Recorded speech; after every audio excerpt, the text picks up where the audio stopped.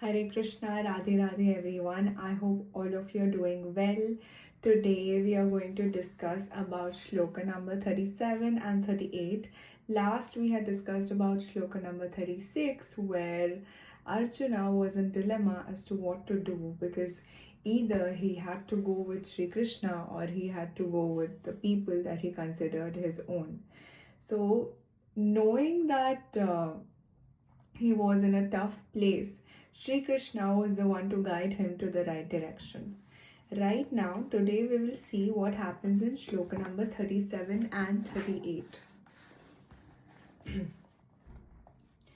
यद्यपि एते न पश्यन्ति लोभापाहते चेतसः कुलाशाया कृतं दोषं मित्राद्रोहे का पताकम् कथं नाज्ञेनयम् अस्माभिः पापमस्मन्निर्वर्तितं कुलाशाया कृतं दोषं प्राप्स्याद्भिर्जनार्दनः.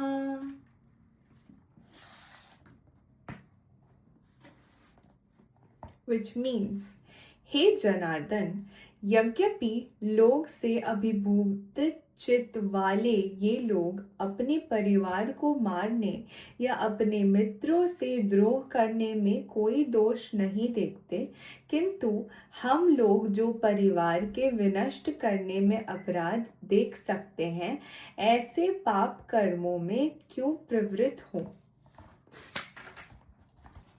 क्षत्रिय से यह आशा नहीं की जाती कि वह अपने विपक्षी दल द्वारा युद्ध करने या जुआ खेलने का आमंत्रण दिए जाने पर मना करे.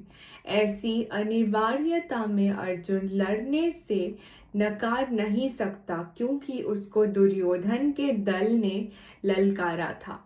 इस प्रसंग में अर्जुन ने विचार किया कि हो सकता है कि दूसरा पक्ष इस ललकार के परिणामों के प्रति अनभिक्ष हो, किंतु अर्जुन को तो दुष्परिणाम दिखाई पड़ रहे हैं, अतः वह इस ललकार को स्वीकार नहीं कर सकता. यदि परिणाम अच्छा हो तो कर्तव्य वस्तुतः पालनीय है, किंतु यदि परिणाम विपरीत हो तो हम उसके लिए बाध्य नहीं होते. इन पक्ष विपक्षों पर विचार करके अर्जुन ने युद्ध न करने का निश्चय किया.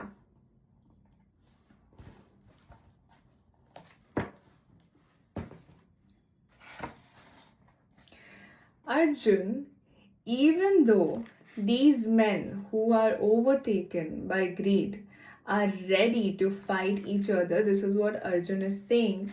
Why should we do the same thing knowing that we have the knowledge of what is a sin and what is right? So, Arjun, being a Kshatriya, he cannot refuse to fight when he's invited by some rival parties. Arjuna cannot refuse other party, but the other party is blind to see the destruction that can be caused due to the war. Arjuna, seeing the future, can't accept it. So he knows that if anything's effect is good, then his obligation is right. If its effect is bad, then he knows that the obligation can be wrong. So it's very important for Arjuna to know the pros and cons. So Arjuna decided not to fight because he felt that doing that would lead to certain sort of sin. But like we discussed in the previous shloka, that there are 6 types of sins, and one of that is acquiring somebody else's land. So killing such people will not be considered a sin as per what Sri Krishna is trying to tell us. So here Arjuna did not even want to fight for his own rights.